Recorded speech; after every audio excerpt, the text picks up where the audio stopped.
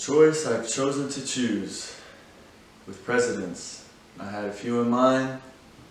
I did my research and it all came down to one. Teddy Roosevelt, also known as Theodore Roosevelt. I guess one of the main reasons I chose him is because he's like us all. We have all seen pain and hurtful times and went through a lot. But he's went through it and he succeeded. He's very accomplished and he shows you the journey from bottom to top when it comes to dealing with thoughts in your mind. And that is probably the main reason I picked him. Teddy Roosevelt, born 1858, New York City.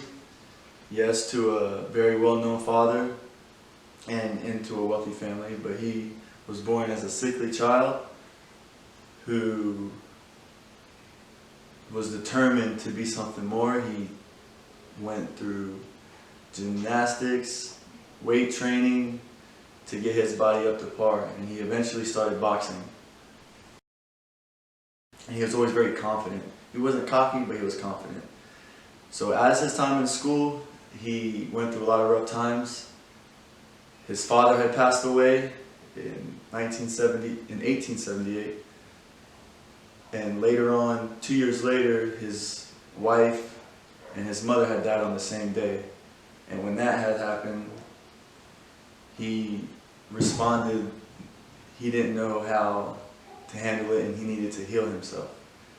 And he healed himself by moving away from politics to a North Dakota territory where he had a farm. And on the farm he raised cattle, he hunted, and even on that he did have workers, but he would also help the workers. He would work with them, and that says a lot about his character. You know, he didn't see them as slaves, he seen them as people. And one of the main things that Theodore Roosevelt promotes is equal opportunity. He sees humans the same. He don't care where you came from, how rich you were as a child, or he wanted everybody to succeed because life is hard, and he understood that. Mr. Roosevelt, after he attended Columbia Law, he was appointed the mayor of New York. After his time being mayor, he volunteered for the colonel position for the Rough Riders.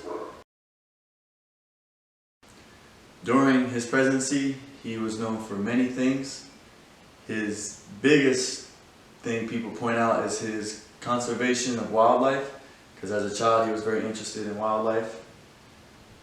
And he had 5 national parks and over 200 million acres of land.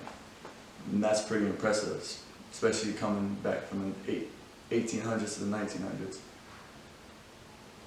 Also, one of the biggest things is the Sherman Antitrust Act. So this Antitrust Act was for monopolies. He believed that the Wall Street was getting too greedy and they were just taking from people. And again, Mr. Roosevelt was very determined in making equal opportunity. He wanted everybody to be the same, everybody to be successful.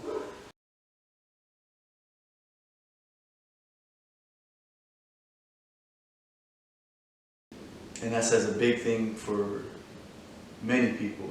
And again, he's promoting that equal opportunity, and I believe that's what our world has come down to. Equal opportunity has been put out there, but it hasn't been enforced necessarily. And I believe Theodore Roosevelt was a big supporter of it, and he did his best to enforce it.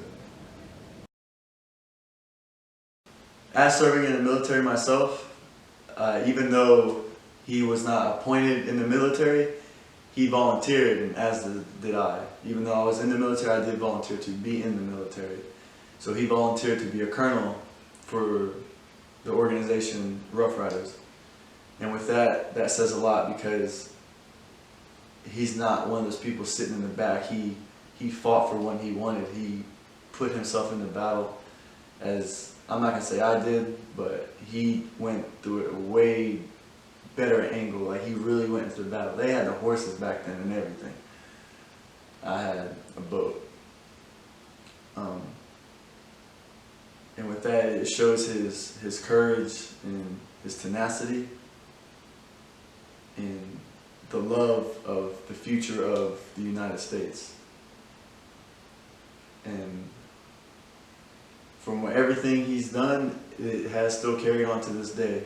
He made big changes, and we still all feel his changes. So with that, we do thank him.